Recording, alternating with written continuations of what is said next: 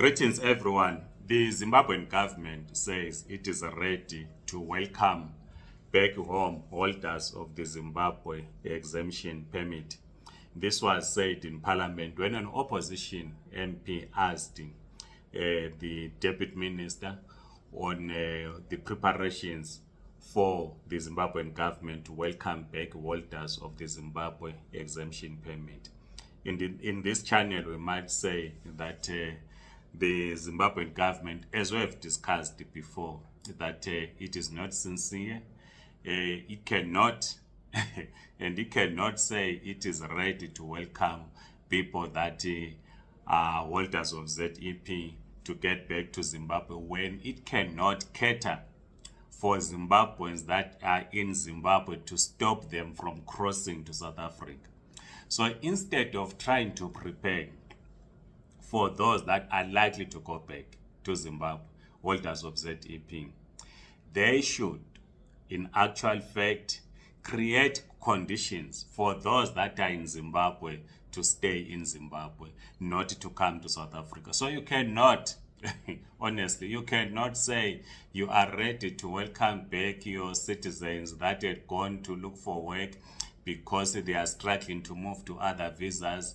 You are ready, you will give them grain because it's drought, when in fact millions of children are going to school on empty stomach because the government cannot distribute food to rural communities in the main who are affected by drought. So you cannot grandstand and say you are ready to welcome Zimbabweans back to Zimbabwe when you cannot take care of those that are in Zimbabwe. So the Zimbabwean government should stop grandstanding and pretend as if it is a caring government, when in fact it is failing to take care of Zimbabweans that are in Zimbabwe.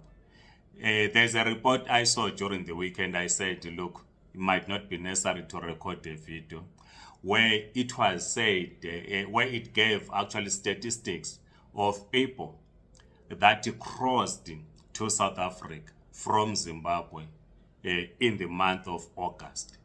It was in the month of July and in the month of August.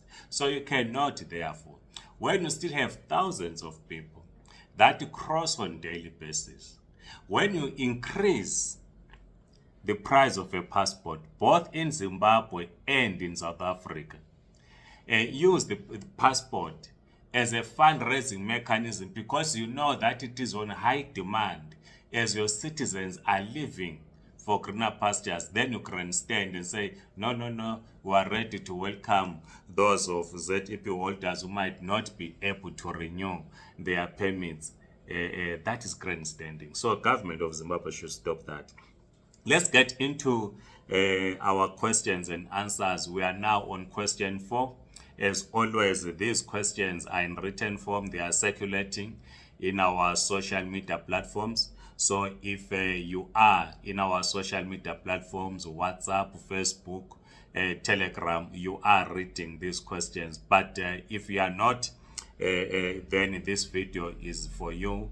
Circulate also this video to others so that they will have access to these questions. We posted 5 questions which have been asked by a number of people during the week.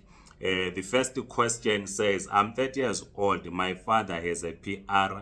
Can I apply under him? So there are people that are above 18, adults who are working, who have their own families, who are asking if they can apply under their parents who are on PR.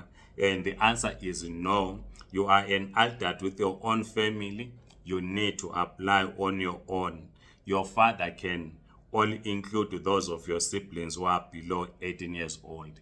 So if one of your parents is on a PR or any other visa, and you are an adult, you are 35 years old, you are 40 years old, you cannot. You need to apply on your own. Question number 2 says, I applied for a relative visa under my son who was born in South Africa.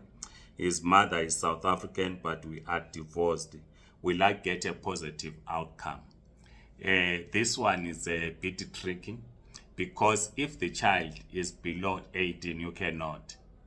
And in the answer that we are giving is that you are likely to be rejected because when you apply for a relative visa, your son must demonstrate that they are looking after you. But if it's the another way around, you will not qualify. So we said in the answer that it depends on the age of your son, and your son would have provided proof that they are taking care of you financially. But if you are supporting your son yourself, you cannot. We'll elaborate when we deal with the other question here.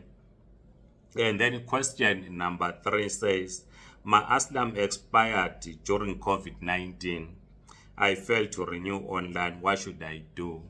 There are those that the answer is you need to approach the Refugee Office Center with proof that you submitted online, but you did not get a response. You might be asked to pay a fine of about 1,000 rands or so. So there are those people that sent emails during COVID to renew their asylum document. They were not responded to. So you need to take that proof, your email, take that proof, print it out, show them that on this day I did send an email to you, but you did not attend to my email. You will be assisted, and we trust that they are going to assist you. Then question 4, maybe still on asylum. I've seen people go almost every day. Zimbabweans were told they go on a Tuesday. So there are different days for different nationalities. So those of the SADC region, you go to the refugee center for your application on a Tuesday. We've spoken about who qualifies, what is required for applying for an asylum, right? and then question 4 says, I did an online application, paid, but the money is not reflecting. How can I be assisted? So someone that is applying to move to another visa as a holder of a ZEP says they did an online payment, but it is not online application, and they paid, but it's not reflecting. The answer is you need to visit VFS offices in person. Whenever you deposit the money, you deposit the exact amount. Do not deposit extra. If you deposit the extra, it will take time to reflect. Assuming you are meant to deposit 3,225. If you then deposit 3,230 rands, you are going to have challenges, as this is not going to reflect in time. So you have got 2 options. Get inside the bank, explain to the teller there, then you deposit, or do a transfer, a bank transfer. Just use your phone at home, transfer the money, internet banking. You don't have to be going around carrying cash. Otherwise, you are trying to get to the ATM, someone robs you of your money. So normalize doing internet banking, then you will not have these challenges. And then the last question says, my ex-husband is South African. I have the custody of the children who are minor. What can I do to get a visa? And the answer, we are saying you might need an immigration lawyer to assist you, because at times the Home Affairs officials would say that you need to take your kids back to your country of origin until they are 18 years old for them to apply for a South African citizenship. Remember that when kids are born to one of the parent, or if one of the parent is South African, even if this person is now 25, is an adult, was born in Zimbabwe, or in any other country for that matter, you can apply for citizenship on the basis that one of your parents is a South African. But if they are minor, you are divorced, the Department of Home Affairs, they will say, take your children to your country of origin, you raise them, they adopt your citizenship, they become Zimbabwean by descent, because you are a Zimbabwean as their mother. The father is a South African, but you have the custody of the kids. Unless in a case where the father has custody of the kids. But if you have the custody of the kids yourself as a mother, you are not documented, or you are struggling to get a visa, you'll be told to go back to Zimbabwe, raise your kids. Then they themselves can apply for a South African citizenship when they are now over 18 years of age, on the basis that their father is South African. Please keep the questions coming. We'll try to find time to respond. Otherwise, please like this video, subscribe to this YouTube channel. If you're on TikTok, please do follow us. Otherwise, have a great day. Goodbye.